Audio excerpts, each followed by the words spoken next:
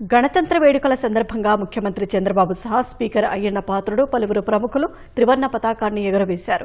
హైకోర్టులో CJ justice Dheeraj Singh Thakur జెండా ఎగురవేయగా సచివాలయంలో ప్రభుత్వ ప్రధాన కార్యదర్శి విజయానంద్ గణతంత్ర వేడుకల్లో పాల్గొని త్రివర్ణ పతాకాన్ని ఆవిష్కరించారు.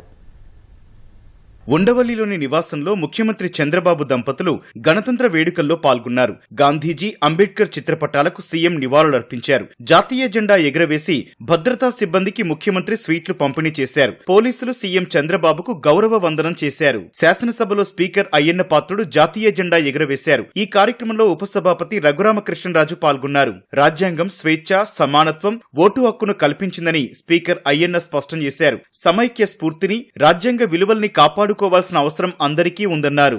రాను అసెంబ్లీ పనిదినాలు తగ్గిపోతున్నాయి. పూర్వం 83లో ఎన్టీ రామారావు గారితో ఎమ్మెల్యేగా ఉన్నప్పుడు బడ్జెట్ సమావేశాలు కనీసం 45 రోజులు జరిగాయి. రాత్రి 12 గంటల వరకు కూడా అసెంబ్లీ జరిగిన సందర్భాలు నాకు తెలుసు. అసెంబ్లీలో రాష్ట్రం గురించి, రాష్ట్రంలో ఉన్నటువంటి కార్యక్రమాల గురించి, చేయవలసిన కార్యక్రమాల గురించి చర్చ జరగాలి. చర్చ జరిగినప్పుడు దాంట్లో లోటుపోట్లన్నీ మనకు తెలిస్తే 16వ శాసనసభలో 84 మంది కొత్త ఎమ్మెల్యేలు వచ్చారు. First time MLAs.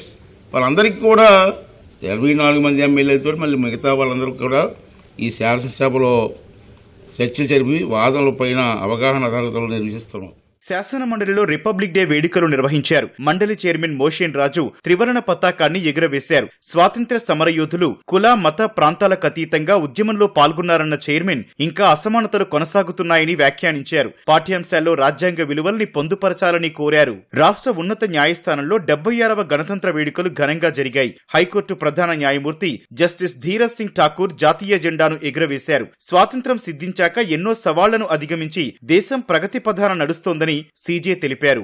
One of the largest and most vibrant democracies in the world. It is evident in the functioning of our federal system, parliamentary debates, multi-party system, a free press, media and comprehensive and strategic management of peace and security. On this Republic Day, we the people of India come together once again and reaffirm our pledge to follow universal principles of peace and brotherhood and uphold the sovereignty, integrity and unity of India.